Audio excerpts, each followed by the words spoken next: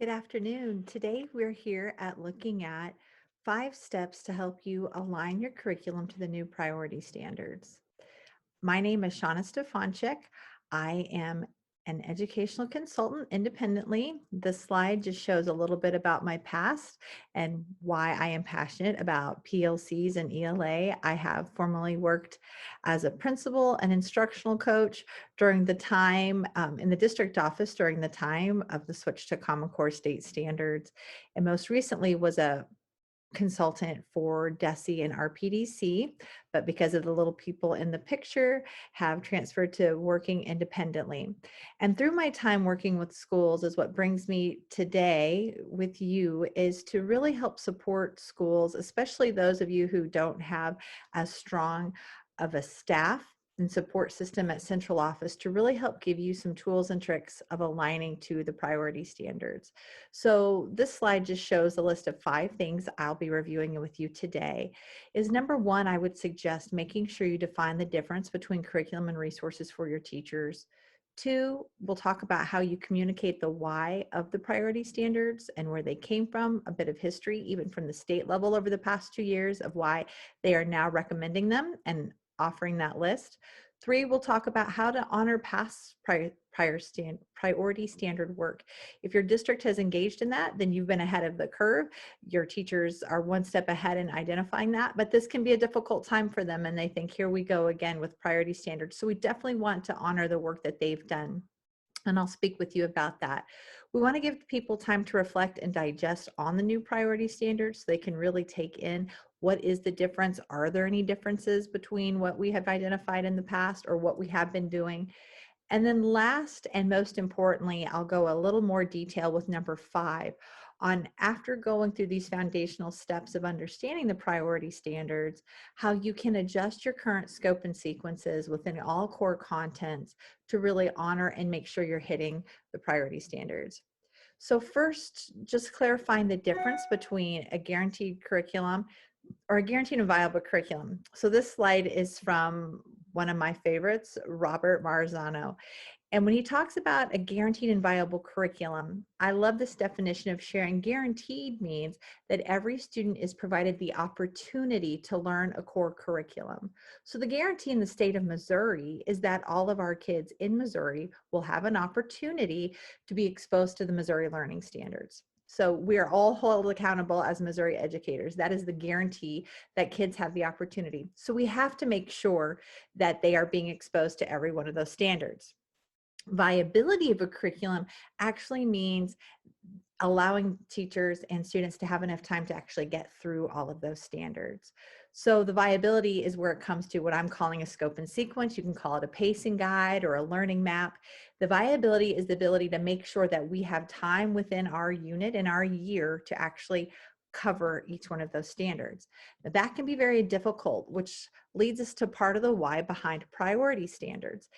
Since we are held accountable to guaranteeing all students being exposed to Missouri learning standards, we had to prioritize some of those. So some of your districts have been doing that work for years. I've been helping districts do that for years to really identify how could we classify priority standards so we know which ones we really have to hit hard. If you look down here in the bottom of my slide, I have what Larry Ainsworth would say the criteria for priority standards or power standards or essential standards. They can be called lots of things, but it's really looking at those standards that guarantee readiness for students into the next grade level, that require endurance, those high leverage endurance skills, leverage, and then which ones will be assessed. So that's typically the 4 criteria districts have used when looking at priority standards. If you see on my screen really big in gray, I have written here the accelerated learning. So in July of 2020, post-pandemic, when most schools had been out and some schools were going to be returning in August in the fall, there was a huge concern with how are we going to scaffold students for the many learning gaps that they're going to have. And the New Teacher Project, which has their logo up here, and I'm actually going to be doing a series on that. We'll be talking about some articles that they have written on what is accelerated learning.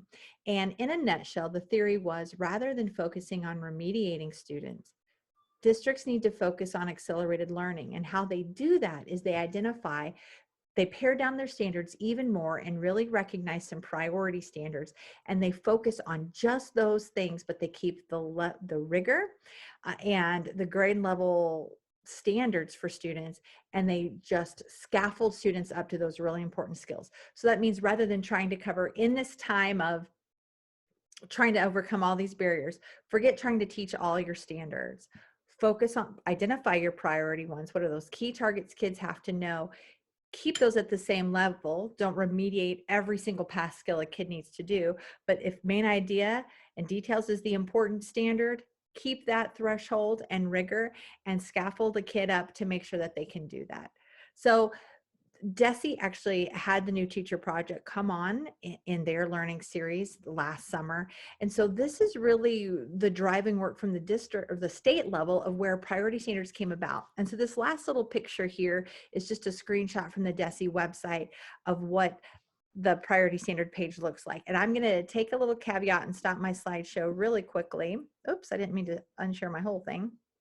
I want to show you very quickly how you would get to the priority standards. Many of you probably know this, but always go to educators, and then it will bring this drop down over here, hit curriculum, and my computer's running a little slow, but if you wait in a moment, once you hit curriculum on the right hand side, you will see this little quick links. Oh, sorry, it's right in the middle. Click on priority standards, and this page that I just showed here will be the core content priority standards K through 12. Okay, so ELA has really been pared down. Math, science, I'm going to do a little caveat here. Science, you'll see that they're not pared down. They are the same since they are aligned to NGSS and they had less standards to begin with. They are the same standards. They haven't really been paired. They said we already have paired those. So you'll see a lot of cross content cutting things. These standards, priority standards, will look different than ELA and math. And social studies also looks different because the social studies standards are not content priority standards. They've used the tools of inquiry within social studies, and those are the priority standards because they wanted to move students away from memorizing content and to be able to use inquiry tools to be able to use the sources and manipulate, reflect, and find the information they need within social studies. So that's a quick little screenshot of how to get to the priority standards and get to that page. So you'll want to make sure that teachers know a little bit about, hey, if we've done priority standards in the past, this is why they're important. And this accelerated learning is really why the state came up with their recommended ones. So you'll notice on this 3, now we need to honor past priority standard work. I have highlighted here in yellow recommended. One of the things we need to make sure teachers know if you've engaged in past priority standard work is that these are recommended priority standards. So that definitely means we are in good shape if we've done this in the past, because in some areas we may disagree with the state. In fact, if you look over here, I've actually have some of my own recommendations when I work with schools. Here's an example. Kindergarten currently does not have recognizing beginning, middle, and end of a story as a priority standard.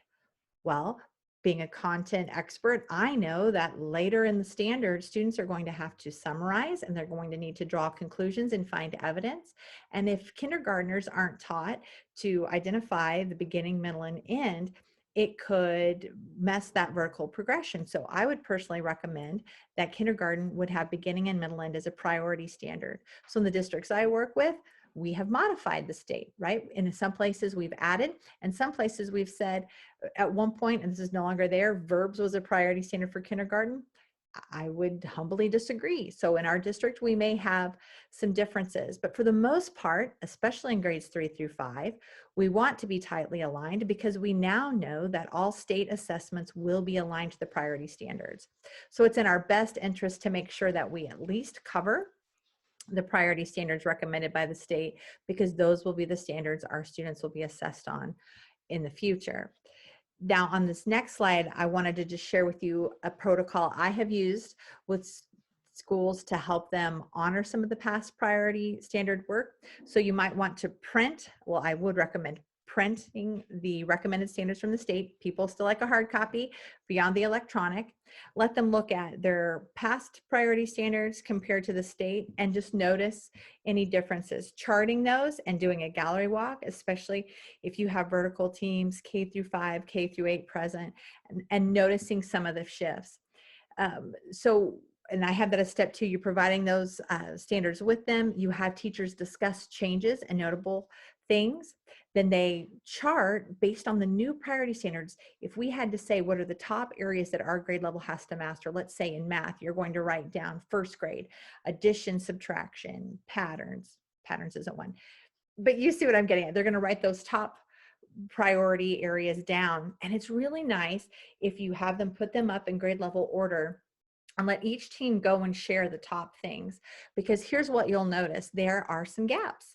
So for instance, in second grade, money is really big on their chart. You won't see it in K1 represented in their priority standards, but yet in second grade, they have to be able to manipulate money and make change. I believe it's up till $5. Well, it's nowhere represented in K1. So this brings up a great conversation of, well, gosh, it's not on your current priority standards to really be hitting money. But kindergarten and first grade, what's going to happen for poor second grade teachers if we don't hit money at all? So you can talk about, we need to add to our list, kindergarten, identifying and knowing the values of coins.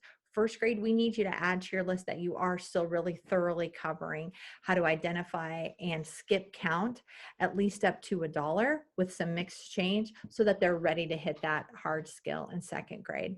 Another thing that's come about in this activity for fifth grade, I believe it's data and interpretation is a much bigger priority than in the past.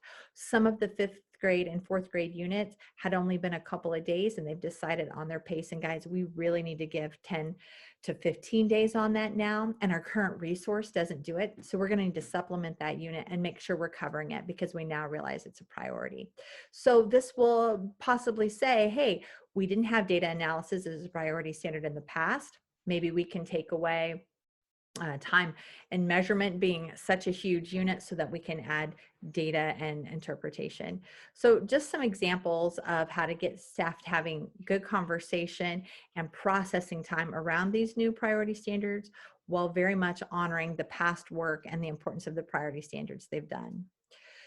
And our last step is, once you have reviewed the priority standards, you understand where they are, where you need to fill in some gaps, maybe there's some suggestions we want to add. Now we want to make sure that we adjust our scope and sequence or pacing guides to honor those changes. So here's some steps that I would say to do that. If you're using a textbook resource, I have found it easier with schools to go ahead and align your priority standards with the textbook that you are using. So you will need to get a correlation if you have them. So some districts use Lucy Calkins. She's aligned to Common Core. She doesn't have a Missouri correlation. So you're going to need to get that, because teachers need to understand within this unit, where do the Missouri priority standards lie? My consulting company actually sells some of the correlation guides because we've done that work with multiple districts for you. So if you want to fast track that process, we do have Wonders and Lucy Calkins available to give you. But once you have those correlation guides, then you go to step 2. Teachers identify where the priority and supporting standards lie in each one of those units. So let me skip to the next slide and just show you. So here's a screenshot of a Lucy correlation document that we have.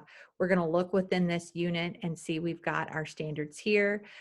What I don't have up is the priority standards, but we'd identify, okay, I know that R3AB is a priority standard. So we're going to say, okay, that's taught in unit 1. So now we know where that should lie on your proficiency scale. Some things, not all priority standards will be covered in Lucy. And so this is one of the things you're going to note.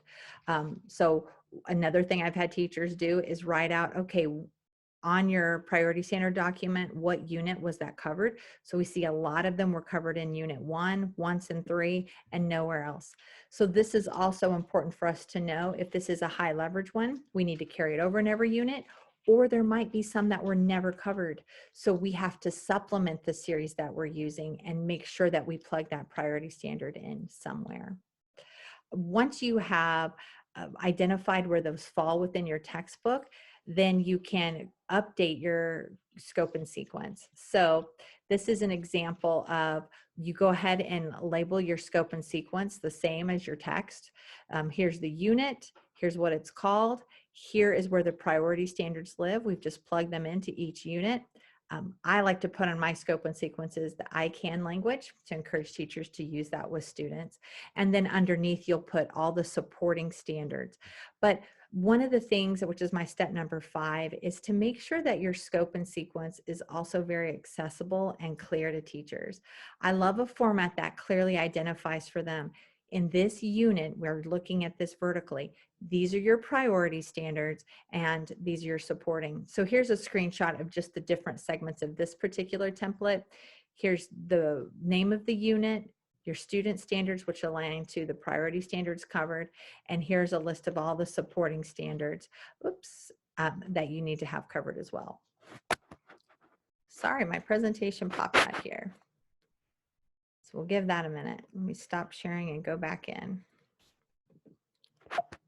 All right, come on. So once you have your scope and sequence done, that will really be helpful for teachers to just identify clearly, here's the state priority standard, because later what you'll want to do, your next step will be to make assessments on those priority standards.